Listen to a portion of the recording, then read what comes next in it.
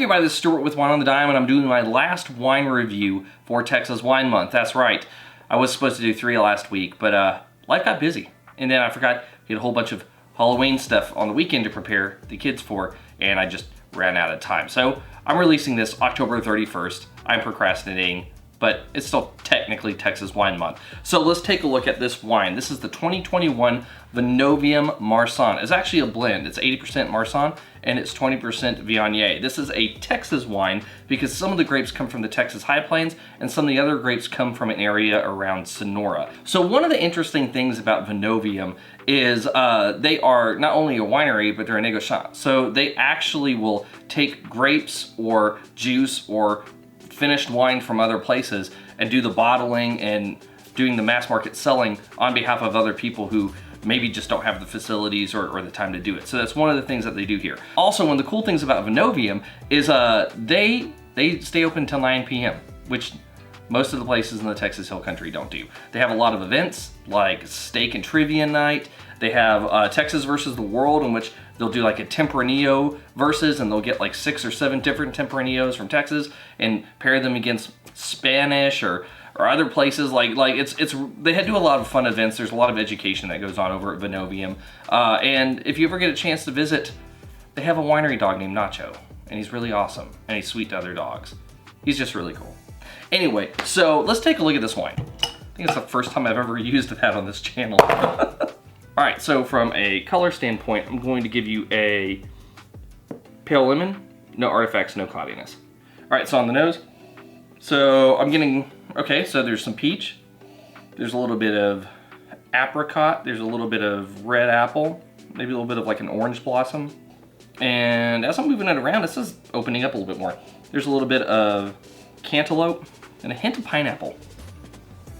So I'm wondering if some of that, like the peach, well, the peach could also come from the Viognier, but like the red apple, the orange, the pear, I'm wondering if that is the Marsanne and the Viognier is where I'm getting that pineapple.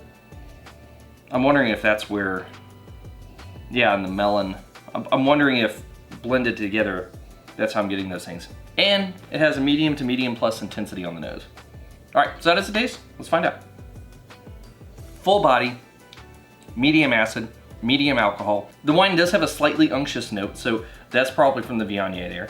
On the palate, it has a medium plus intensity. I would say medium to medium plus because there are certain elements that I'm assuming are coming from each different wine that are both medium or medium plus, depending on, like for example, that pineapple, medium.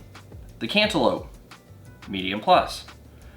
The red apple, medium. So there's a little bit of characters from each wine here that are playing a bigger part than others. It's a dry wine and it is a medium finish. So anyway, how does it rate? We don't know until we get to the blick. From a balance standpoint, full point. The one thing I could say is I always like more acid in wines. However, this wine, whenever I talked to somebody about it, they said it wasn't necessarily for aging, it's more for drinking now. So in that case, it has the right amount of acid to be enjoyed now. It's not gonna harm anything there. In terms of length, medium finish, half a point.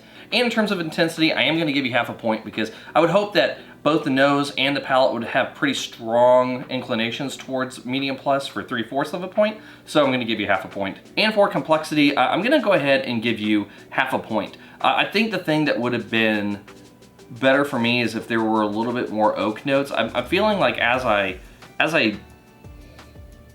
sip on this, I'm getting a little bit of a character that maybe some oak was used. But yeah, it's like a hint of oak. So I would have enjoyed a little bit more of an oak presence to add a little bit more complexity. Anyway, you taste good, so I'm not gonna complain there. Anyway, that's the rating. Good. I like this wine. This is a wine I'm gonna enjoy tonight. I'm roasting some chicken. I'm gonna do some fennel, like a roasted fennel salad to go onto the side of it. So I'm thinking that this is probably a great wine to pair with that. Anyway, this has been Stuart with Wine on the Dime. If you liked today's video, please like, subscribe, and comment. Have you had the Vinovium Marsanne, or have you had any of their other wines? I'd be interested to know. Leave a comment below, and I'll see you all again soon with another review from Wine on the Dime. I don't know what that's going to be at the moment, because now that I don't have a theme, I have to figure that out. I'll probably just go back to doing some standard reviews for a while, and then, I don't know, I'll figure out something there. Yeah, we'll make this work. Just stay tuned.